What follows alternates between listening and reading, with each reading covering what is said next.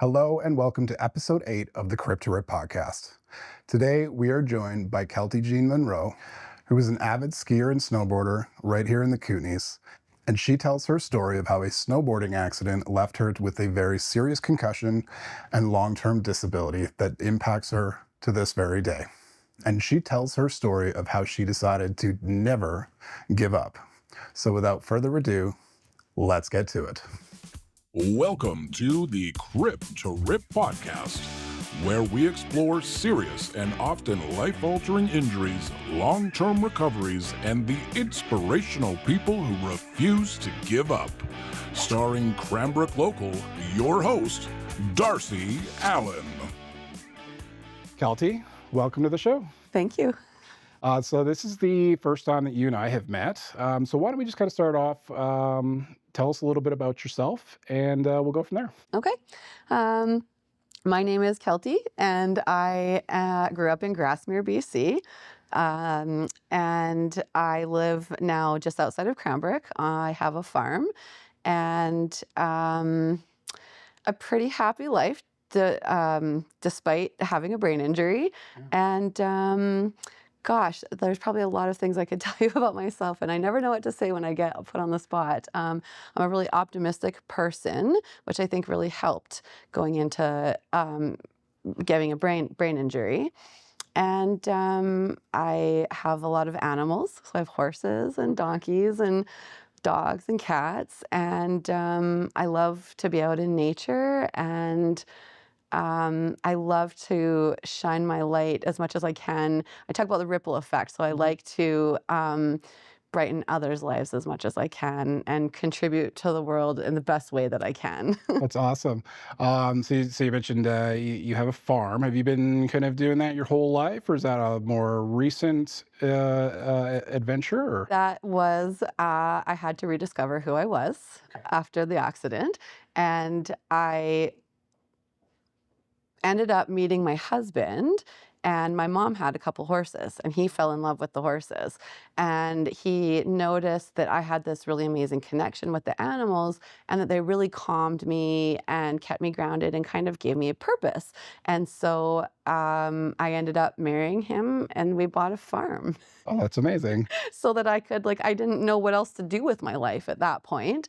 Yeah. And I kind of had reserved to the fact that I won't be able to do anything big anymore and have a big impact. I'm kind of here, but what am I going to do with my life? And the animals, I'm not going to say it's easy to look after them, I can't imagine, but it's rewarding. Yeah. And so we bought a farm, and that's why we have the animals, and that's why I live on the farm. How many animals are you up to? You said horses. We have 3 big horses, 2 little horses, a donkey, 2 goats, 4 dogs, and 4 cats. You got a pretty well whole barn at this point. Yes. We used to raise pigs, and at one point we had quite a few. We would take in senior horses and give them a home and love them until the end. And we don't have more horses now because it got really hard saying goodbye to all of the animals when they got old. So I kind of said, no more. We're going to just stick with what we have now. Yeah. And are you just caring for the animals, or is it raising cattle, so to speak? Right, yeah. Well, we used to raise pigs, but now we sell eggs and we have chickens. Oh, I forgot to mention the chickens. Oh, okay. We have the chickens and we sell eggs, and I garden in the summertime, and so it's more of a hobby farm now than anything else. Okay. You wouldn't think it, and I didn't realize it, but the pigs in particular were really hard to say goodbye to. So I would feed them and water them and love them.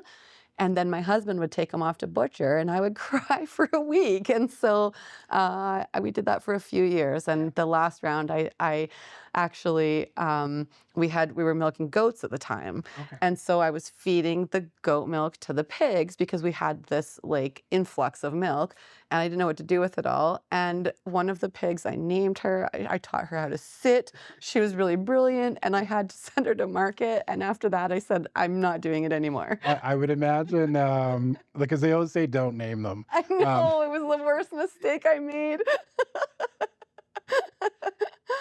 Yeah, I won't. If we ever do pigs again, I definitely will not be naming them. Yeah, there'll be numbers now. Yeah. Yeah. Yeah.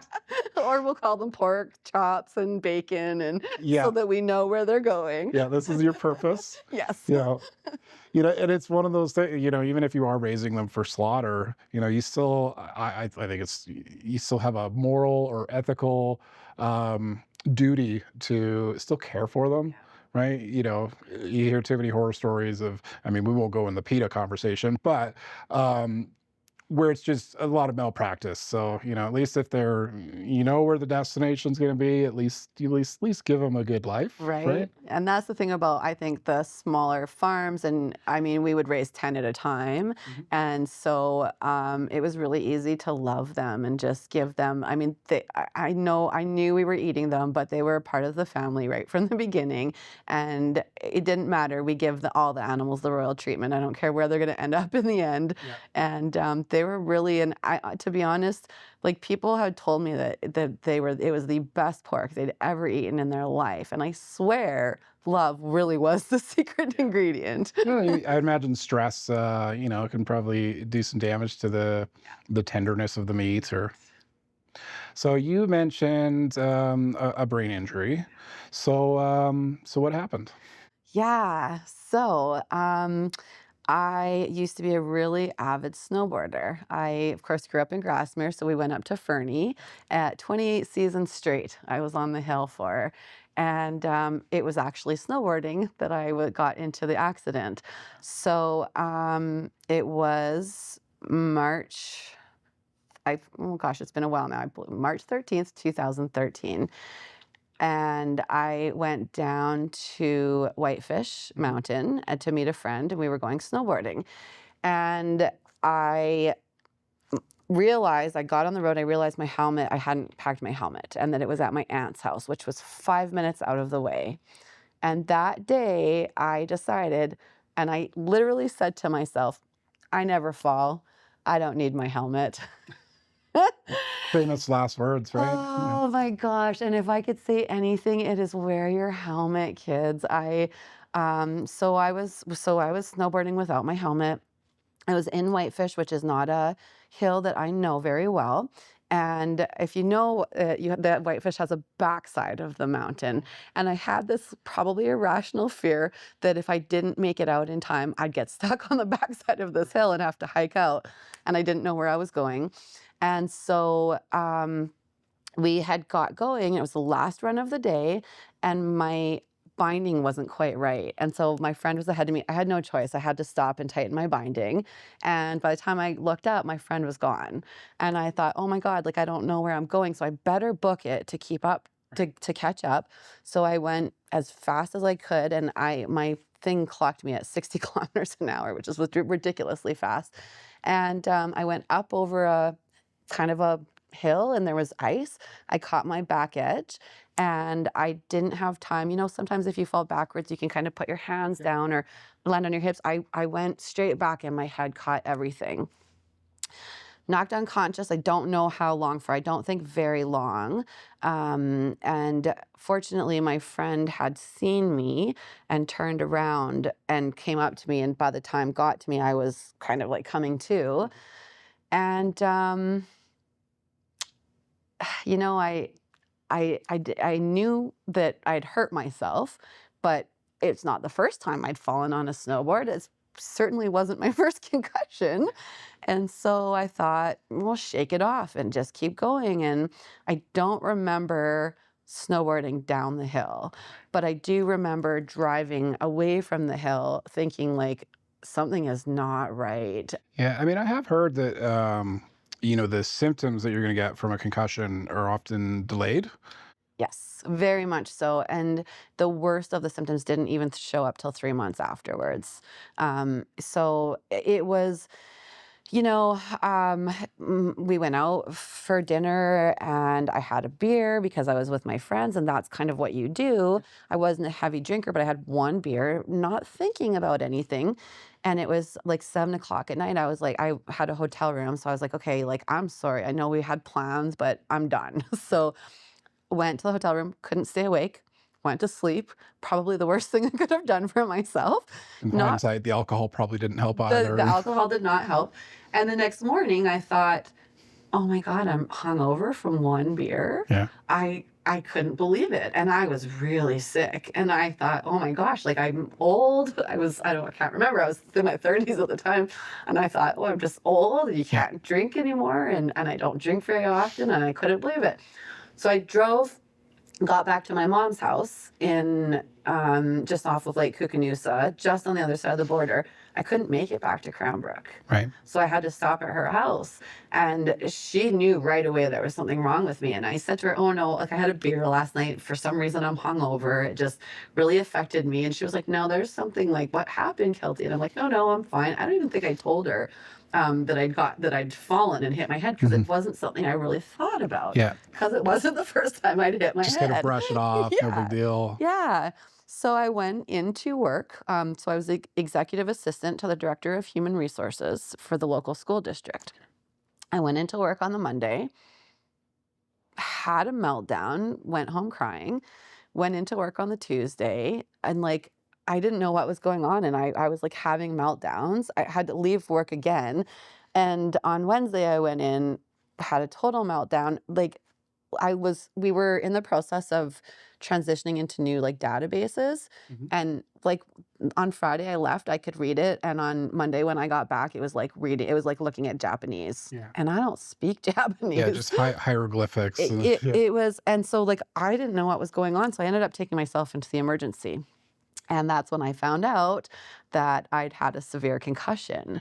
And because it was probably about my 7th or 8th major concussion in my lifetime, the doctors said, like, this was pretty bad. And so they said, you have to go home and be in dark for 2 weeks. And so I did all the things. And that was like the end of life as I knew it. Yeah. So how long ago was this? That was about 11 years ago. So in 2013. So how's that affecting your day-to-day currently then? Yeah, I tell you, I was doing really good, recovering from this. And I kind of got to the point in the summertime where I could drive to Calgary and hang out with my friend and my niece and nephew, who are amazing, little tiny kids, for a weekend, and come home and sleep for 2 days instead of like 2 weeks. Okay. So I was doing really good. And in August, I was having a really good day. And so I thought, well, I'm going to catch up on everything that I'd been missing. And I was mowing the lawn. And for some reason, I decided I was going to go dump the lawn clippings in the chicken pen. Went in there really fast, head down, and smashed my head on a low-lying beam. Woke up in the hospital.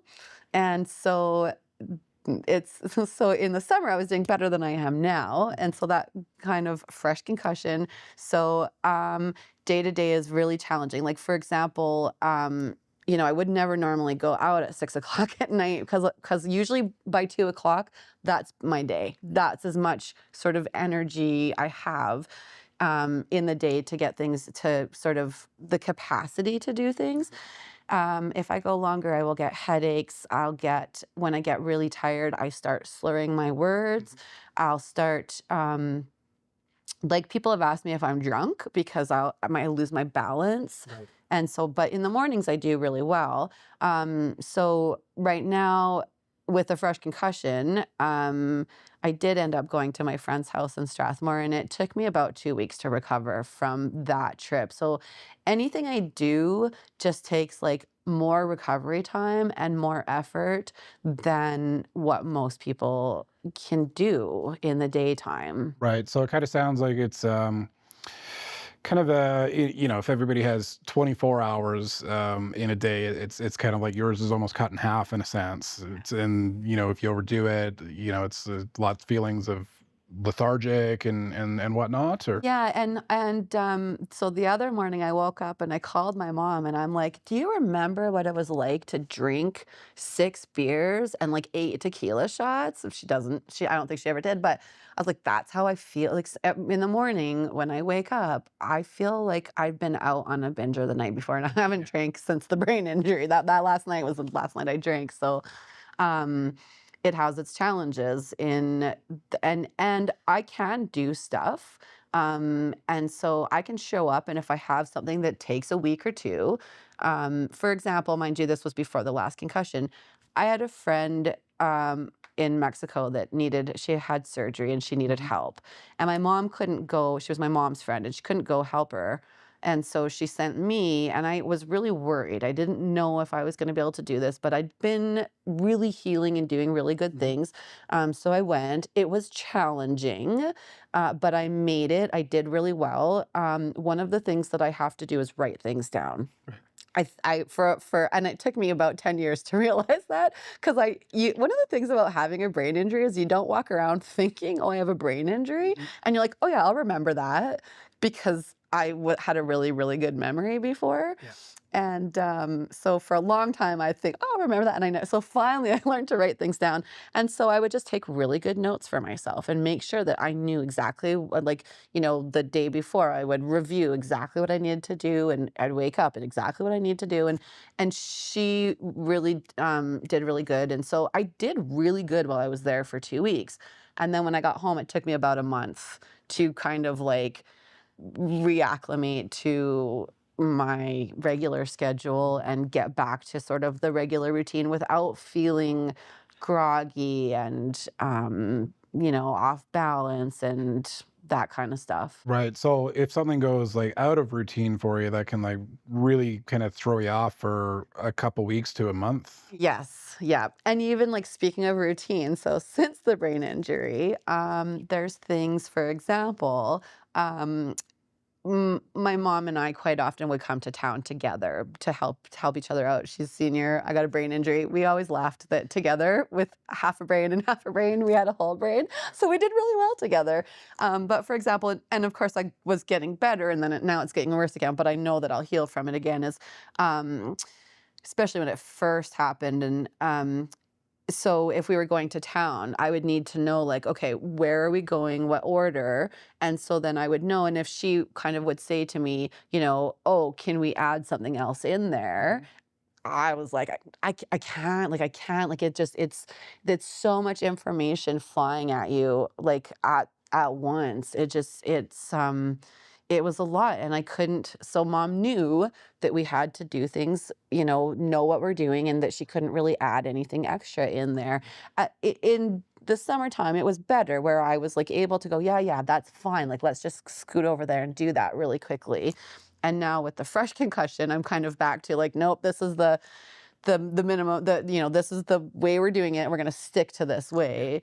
And then even now, coming to town, if I come to town, say I have 4 things to do, now a lot of times after 2 things, I'm like, I can't, like, I'm just done. And so I'll have to maybe come back in next week to finish those other 2 things. I have to limit and adjust to Kind of take a little bit of more of a methodical approach to things. Yeah. So it's been 11 years now. You said you were working for the school district at the time. Are you still working at the school district, or? No. And I want to say one of the hardest parts about this was the medical system. Right. So I had long-term disability through the school district, and it took me a year to get in to even see a specialist doctor. And then they sent me to this other psychiatrist doctor, and I told him I really want to be working. Yeah. And so he said, "Well, if you want to be working, you should be working then." And so I tried to go back. I couldn't. I tried to do other things. I was like, okay, if I can't work with the computers and I can't, do what I love to do, human resource. I used to work for the government of Alberta. I loved doing that. Like, I loved going into work. I was like a really happy, like, I don't know, I was weird. And I so I tried different things. I was like, okay, if I can't work in the school district, I can't do the things I love, like what else can I do? So I tried different things. I worked at the Grizz Inn in Fernie. I worked at the like Baines Lake store. I did hot tub through COVID. I did like I don't know, I had to like let people in and out of the hot tub, which you think would be like a really easy job for someone with a brain injury. But the problem is I would forget who people were, even if I saw them the next day, and I'd forget. And so I'd be like, can you show me your card number or whatever? I'm like, oh, we just saw you yesterday. And I'm like, well, sorry, I forgot. And so people would get really frustrated. So that wasn't the job for me. So I did really try for about for about 8 years. I really tried to find something that I could consistently do, and I didn't care what it was. I just wanted to be able to go out and when you're working, you feel like a productive member of society, right? And then I don't know if you've talked about this with other people who have had injuries, but like when you're not a productive member of society, you're kind of like, what's the point and what can I do? And like, I don't want to sit here and rot. And so I tried really hard, and I couldn't do anything consistently. And so I finally said, okay, fine, I have to go on disability. So I'm on disability, but I have big dreams and I don't plan on staying on disability forever. And I really appreciate that I can be on it in the meantime while I'm trying to figure out, well, what can I do now? Yeah, and that can be a big part of, whether it is a head injury or a physical injury, myself included. A lot of people have had to kind of reinvent their lives, so to speak. Maybe you weren't able to do things that you used to be able to do, and it's about finding those things that you enjoy, things that you're passionate about, and trying to figure out how to make that work in your own way. For example, I used to, well, obviously I was an avid snowboard. I loved snowboarding. I mean, we were on the hill a lot, and I would hike mountains. We did a lot of hiking. I've been up Fisher. That was what I did. Camping, backpacking, absolutely loved it. And to this day, I still can't hike a mountain. So I tried different things. I tried painting. I tried some people hit their head and magically they're musical, and I tried that, and I will play piano to practice my motor skills and stuff, but I was not very good at it. And so one thing that I did try was leather work, and other things like I would get headaches, and I just wasn't very good at it. Like painting I could do, but I wasn't very good at it. And I'm not saying I'm great at leather work, but I can sit down for 5 hours in leather and work on leather work, and then put my head up and like feel okay and not really realize that I was doing something or using my mind. And it's good for my fine motor skills because I'll do sewing and cutting, and it's good for my brain because I then have to think creatively. What can I make out of this? And so, yeah, like I'm not someone to just sit around and be defeated. So I keep trying things here and there. Well, can I do this? Can I do that? And some things I can, and most things I can't. Which is really good to see. I've talked about this probably with, I think, every guest I've had on here, but far too many people will play, as I call it, the victim card in these types of situations, and they'll go directly to the I'm on disability for the rest of my life, versus yourself, you trying new thing after new thing and just not giving up, which leads me to the question, why didn't you give up? That's a really good question, and I've been thinking about it, and I think that it's just not in my personality. So I also lived my whole entire life, which doesn't have to do with this, but I'm going to share anyways. I lived with premenstrual dysphoric disorder, or PMDD. What is that? I'm not familiar. It's kind of like PMS on PCP. Oh, okay. And so some women really struggle with this. It's horrible. And so kind of my whole menstruating life, I would have 2 good weeks and 2 bad weeks. And at first it was really hard. And at 15, I decided, I made a decision that I will never give up. and I kind of spent, so I'm gonna get emotional. I can't believe I'm getting emotional about this and not the brain injury. Oh my gosh. Because I spent my life, like 2 weeks ripping apart my life. Just, it's hard to explain, but, like once a woman gets to like that certain part of the month, then things go downhill. And I had to fight for my life every month. And so like at a certain age as a teenager, I decided, "Oh, I'm never giving up. I am never giving up." And I think also I always had this like feeling that I was meant for something more. That I have this bright light in me, that I can walk into a room and smile and light up the room. And I always knew that there was something, like there's a reason I'm here. There's a bigger picture. There's a bigger reason. And so I think the reason that I didn't give up and I kept going and stayed so optimistic was because I've been to hell and back my whole entire life. And so when this happened, it was challenging because I had this idea that once I went postmenopause, then life was going to begin. But then I had this brain injury. And so I was like, life isn't going to look like I thought it was going to look like. But I think that the world is a beautiful place. And I think that, Henry Ford, I think it was Henry Ford that said, whether you think you can or you think you can't, you're right. And I just decided that, and don't get me wrong, there's been some challenges and there's been some times where I wanted to give up. Yeah. And times where I thought, why am I, like, what's the point? But then I remember that I'm here for a bigger reason, and even if I can just help one person to not give up, then I've done my job. But I think that it was a decision that I made at a young age that I will not let life get in my way. Yeah. And I think that's really what it comes down to is a choice. Whether you choose to give up and accept your circumstances for what they are, or you choose to say, nah, I'm going to keep pushing and I'm going to keep going forward, one way or another. That is, to me, it's a type of courage that not everybody shares.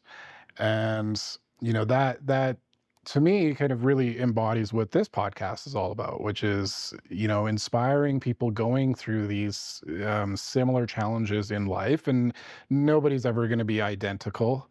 I had another guest on here who also had a brain injury from a car accident, but her symptoms are different than yours, and her challenges are different than yours, but she still continues to push forward. I love And the whole idea of this podcast was to bring a voice and bring a message to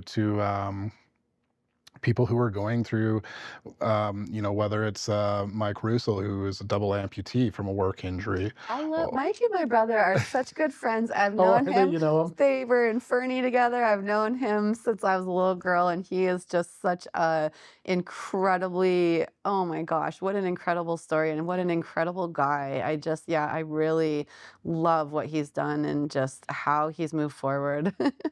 But to kind of my point there is that, if somebody watches these episodes and that inspires them to keep going, then I consider this entire series to be a success. Absolutely.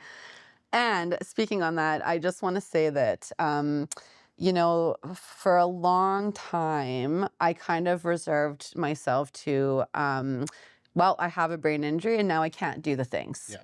And I had that in my mind for a really long time. And I want to say that I in the last couple of years, have immersed myself into a world of people who are, I have a mentor, Jocelyn Dawn, who's amazing, and she teaches about manifestation and kind of that kind of stuff. And so I'm taking these courses with her, and so I immerse myself into a world of women who believe they can.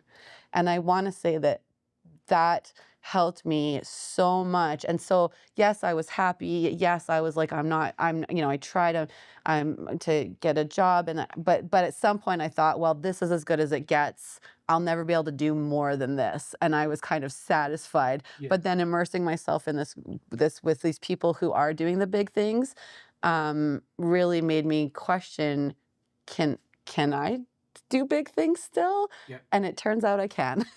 Yeah, the mind is a very powerful tool. I've talked about this a few times, but you mentioning manifestation, that falls under the law of attraction, which for those that don't, like attracts like, and that is all connected through the mind. If you can really dive into it with the quantum physics scientific explanation of it, but essentially everything breaks down to the same energy, whether it's the thoughts that are in our brain or the surface that makes up this material. It's all comes down to the same energy. So if you use your thoughts in the right way, you can manifest, your desires. I mean, in a way, that's how this podcast came to be.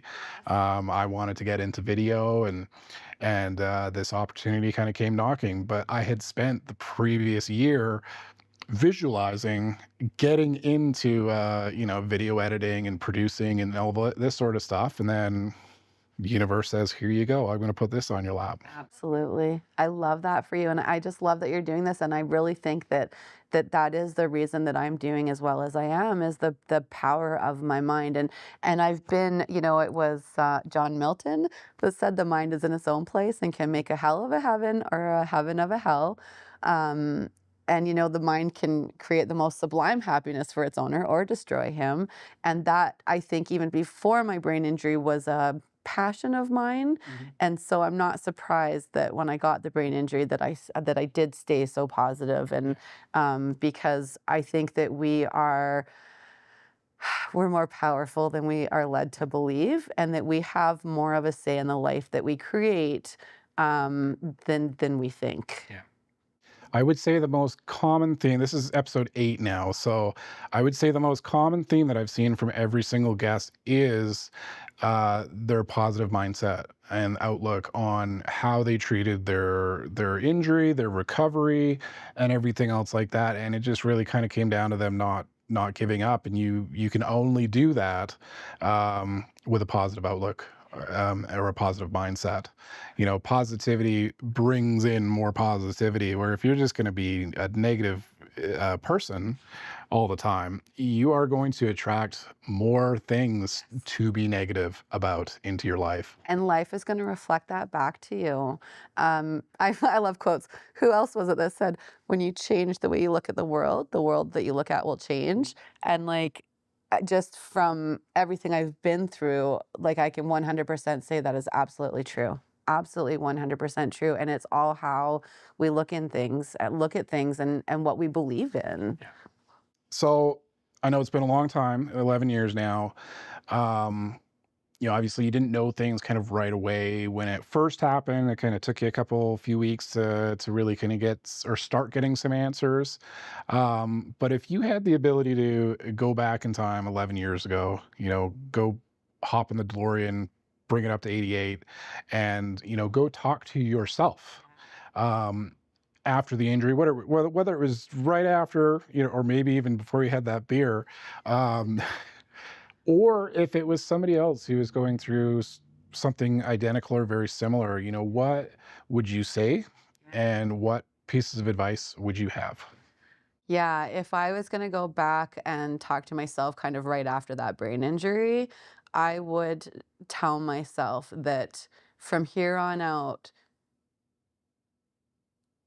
whatever you think you can do is what you're going to be able to do. Because I really truly believe now, looking back at things, that and don't get me wrong, it's still scary. There's still things I'm like, I can't do that, and maybe it's just from fear. But there was a lot of things that I believed that I couldn't do, and so I didn't. Yeah. Because I didn't, what's the point in even trying? I can't do that. I have a brain injury. I can't do that. I can't. And I kind of gave up on my ability.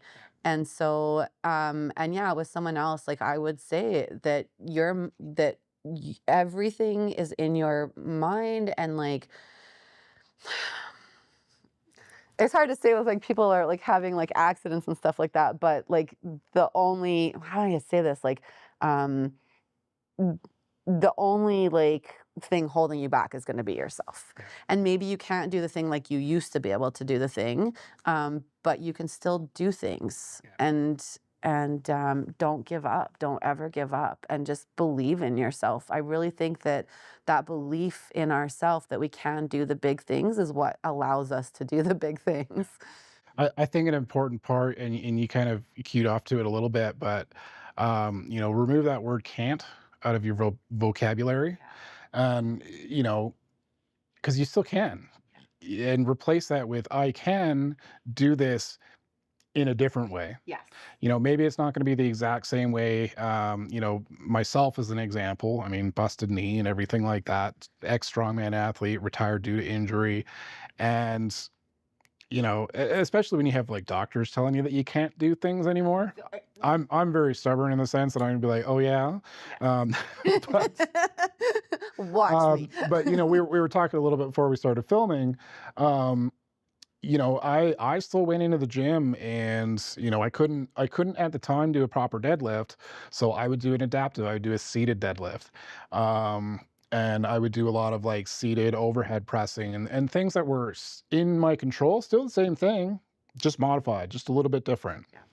Yeah, and I love that. I love that you're still doing this stuff, and I would say also get curious. Like, how could I do this? What could it look like if I can't do it the way everybody else looks like? And I think curiosity is a really important thing that we can start asking questions to get there rather than just blocking. Because when we say we can't, like, it's really restrictive, and it goes into our subconscious and like teaches our subconscious that we absolutely, and then we believe it. But when we start getting curious and start asking questions, then it opens us up to possibilities, and it doesn't block ourselves off from that. So I think curiosity, and I don't know about you, but I was taught not to be curious, but it's really been beneficial in my life. And when I run into something, I just get, instead of that resistance, I just get really curious, and I believe that opens up possibilities for me. Yeah. Yeah, and I always say that, just because it's going to take you longer doesn't mean you can't do it. Exactly. You still get to the same destination, but maybe now you have to take the detour and take the long way around. But you're still going to get there. And because it takes longer doesn't make it any less of an achievement. Exactly. Yeah. I always say, on my podcast, I say, I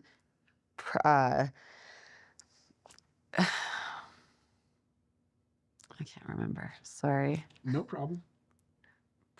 Purpose is not a prerequisite for something is not a prerequisite for purpose. I say this every day, so I'm not surprised. This is another thing that happens, though, is that I really easily lose my concentration and my thought and where I was.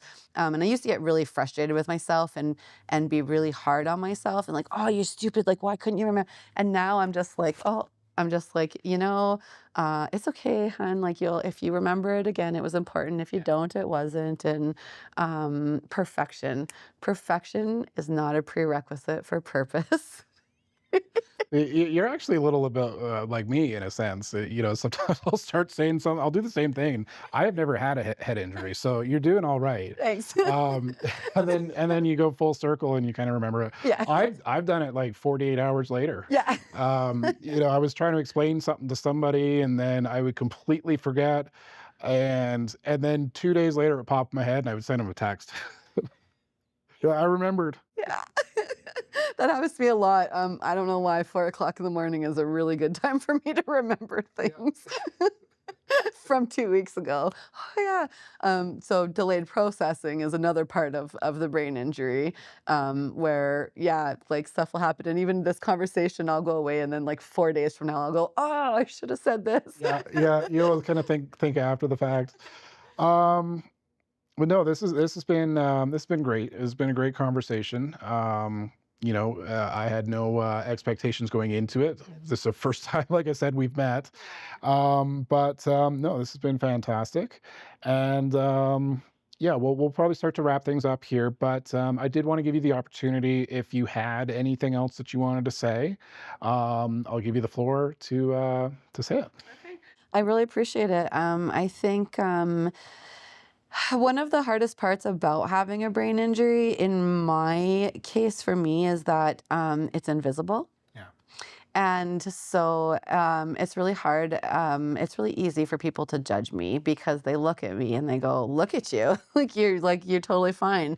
And so I think two things I want to say is for people that don't have disabilities, you can't always see it, and just to have patience and be kind to everyone, because you never know what people are going through and what they've been through. And then the other thing is people that have been in have disabilities and have been injured and that kind of stuff, is that you're more powerful than you think you are. And just because you can't do something the way, and it, like, if it doesn't look like the way someone else does it, doesn't mean that you can't do it and that you can't do it in your own way. And just to don't ever give up. And, like, you're just way more powerful than you probably think you are. And I wanted to say thank you so much for having me. Oh, you are very welcome. For a series finale, I think this is perfect. And yeah, if there's nothing else, I think that's a wrap. I would like to, if it's okay. No worries. Okay. Well, And then, okay, thanks. And then we can do that. Yeah. So, so I just want to get back to this fact that, I did try and I kept going, and I said, I'm not going to let this get me down, and I'm going to be this really happy person. But I did also have this idea that I can't do things. Right. So, for example, I always said from the time I was like 15, I'm going to write a book one day. I'm going to write a book one day. And I'm like you, where I liked being in front of the camera and I wanted to do things like this. And when I hit my head and I got the brain injury, it was kind of like, okay, well, I'm good, I'm happy, and I'll settle. And I can't do that, and I can't do that. And so I just want to let everyone know that I started doing EFT, which is emotional freedom technique. And through that, I have written 3 books that are in the process of being published, and started a podcast. And they're not perfect, but they're something, and they're from me, and I created them. And so I just want to also say that for someone that has decided that, now you can't do the things, like, don't ever give up on your dreams. Don't ever give up, because writing a book was a dream. And for, like, I just decided I absolutely cannot do it. And I did, and I'm really proud of myself. And I just think if you have a big dream, don't ever give up on yourself, and just keep going. Awesome. That is perfect. All right. Well, again, thank you very much for coming on. This has been a wonderful conversation, and I do appreciate your time. And that's a wrap. Thank you so much for having me.